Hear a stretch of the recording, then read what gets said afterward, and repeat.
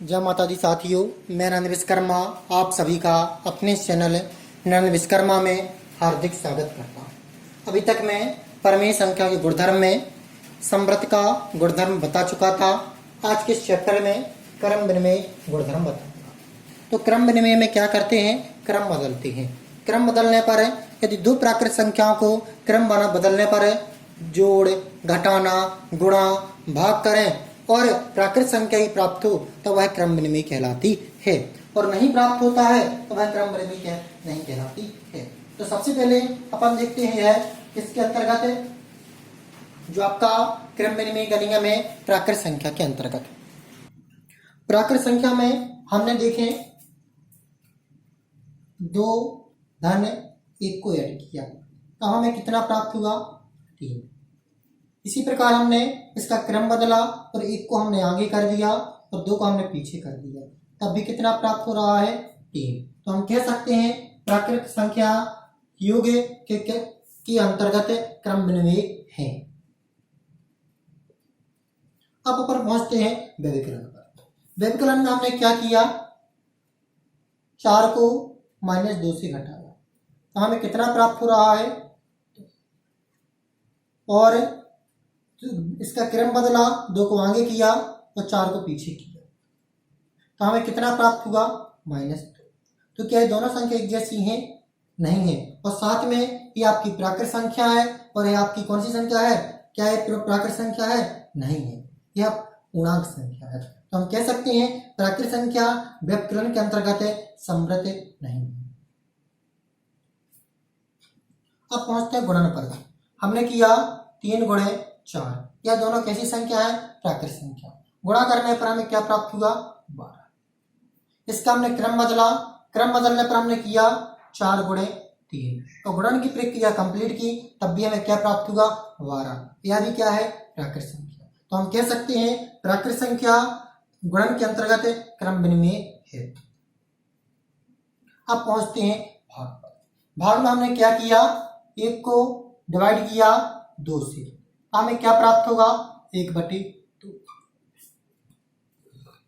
हमने इसका क्रम बदला, 2 को डिवाइड किया 1 से तो हम इसका क्या प्राप्त होगा? 2। क्या है? दोनों संख्या है प्राकृत संख्या है? नहीं है, एक परमेय संख्या और एक प्राकृत संख्या। तो हम कह सकते हैं कि भाग प्राकृत संख्या अंतर्गत क्रम विनिमय नहीं है। अब पहुंचते हैं पूर्णांक संख्या, पूर्ण संख्या पर। पूर्ण संख्या में हमने पूर्ण संख्या में 0 धन 1 किया तब हमें क्या प्राप्त हुआ? 1।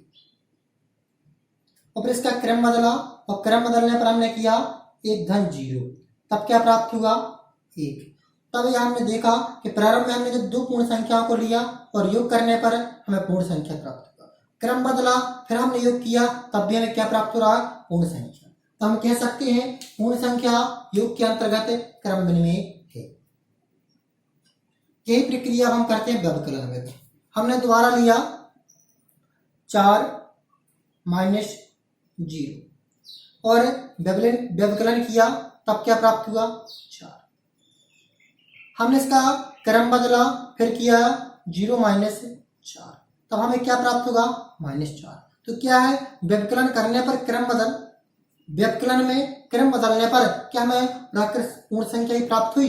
नहीं प्राप्त हुई, क्योंकि -4 एक पूर्णांक संख्या है। तो हम कह सकते हैं कि पूर्ण संख्या व्यवकलन के अंतर्गत क्रम विनिमय नहीं है। जरूर नहीं कि आप हर बार 0 ही लें, 0 के स्थान पर 1 भी ले सकते, 2 भी ले सकते हैं, क्योंकि पूर्ण संख्या 0 से प्रारंभ होती है। अब हम कर रहे हैं गुणन में। गुणन में हमने किया 2 × 3, गुणा करने पर हमें क्या प्राप्त हुआ? 6। हमने इसका क्रम बदला, क्रम बदलने पर 3 × 2 किया तब भी क्या प्राप्त हुआ? 6।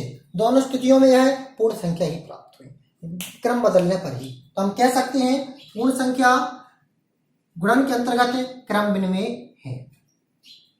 अब यह प्रक्रिया हम करते हैं भाग में। भाग में हमने किया 3/2 तब क्या प्राप्त होगा? 3/2।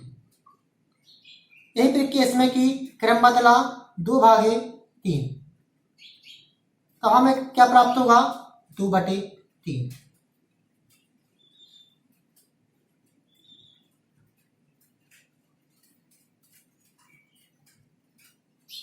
तो क्या है कि परमेश्वर हमने जब दो पूर्ण संख्याओं को लिया और क्रम बदला कि तो हमें क्या दोनों पूर्ण संख्या ही प्राप्त हुई?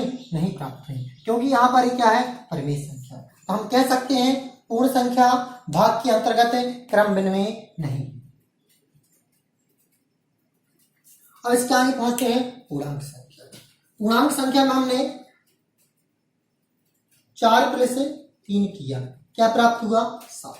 इनका क्रम बदला, क्रम ने किया 3 + 4, तब भी क्या प्राप्त हुआ? 7। दोनों स्थितियों में यह पूर्णांक संख्या ही थी। तो क्रम बदलने पर हम कह सकते हैं पूर्णांक संख्या योग के अंतर्गत क्रम विनिमय है। अब पहुंचते हैं व्यवकलन में।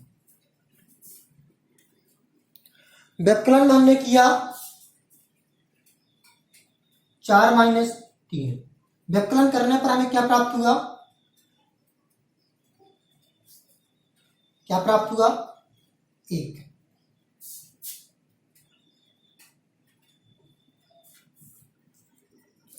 अब इस प्रकार हम इसका क्रम बदल रहे हैं। क्रम बदलने पर हमें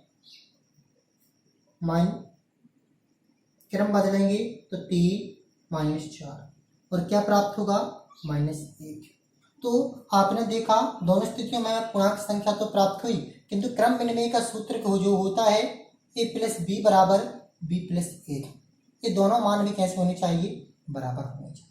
यहाँ पर हमने देखा इसके दोनों क्रम बदलने पर मान बराबर थे, लेकिन यहाँ पर के मान बराबर हैं? नहीं है। तो हम कह सकते हैं पूर्णांक संख्या क्रम विनिमय नहीं, क्रम विनिमय नहीं। अब पहुंचते हैं गुणन में। गुणन में हमने क्या किया? 4 × 2, तो क्या प्राप्त हुआ? 8। क्रम बदला 2 × 4 बराबर क्या प्राप्त हुआ?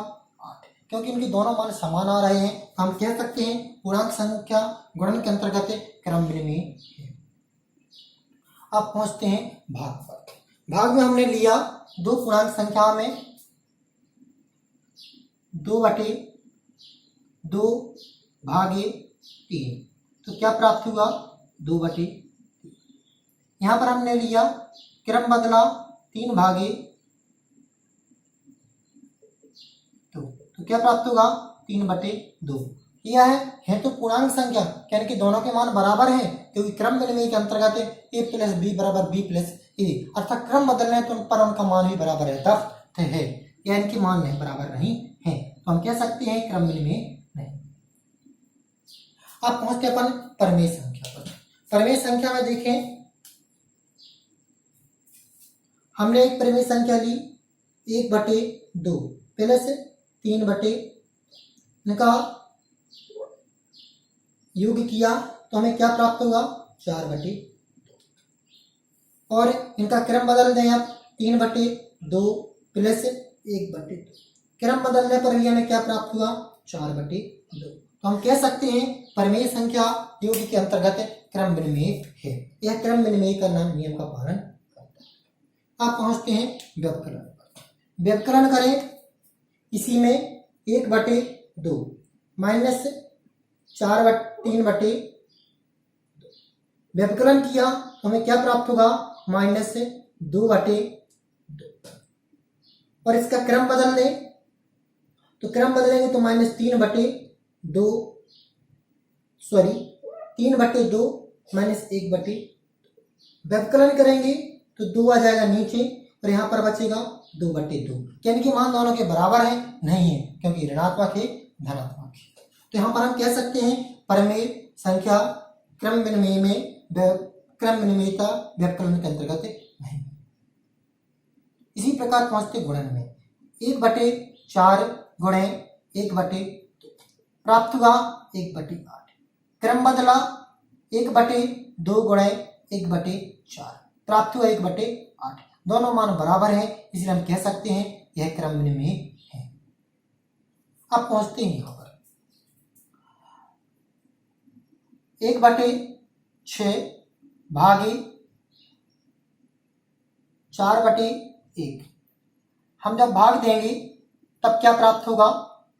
1/6 भाग किस स्थान पर चला जाएगा? गुणा, गुणा हो जाएगा 1/4 और प्राप्त क्या होगा 1/24। ठीक है ना। एक बार और देखें, भाग कभी भाग में सॉल्व नहीं होता, इसलिए भाग के स्थान पर चिन्ह लगेगा गुणा का। 4/1 था तो इसका अंश चला जाएगा ऊपर, तो जाएगा 1/4, गुणन करने पर 1/24 प्राप्त होगा। इसी प्रकार हमने यहां पर लिया, अब 4/1 पहले कर दें, भाग देंगे 1/6 का, भाग दिया तो 4/1 जहां का तहां, भाग कभी भाग में सॉल्व नहीं होता, गुणा का चिन्ह लगता, 6 चला जाएगा ऊपर, 1 आ जाएगा नीचे, तो क्या प्राप्त हुआ 24/1। तो क्या इसके दोनों के मान बराबर हैं? नहीं है, तो हम कह सकते हैं परिमेय संख्या भाग के अंतर्गत क्रम विनिमय नहीं है।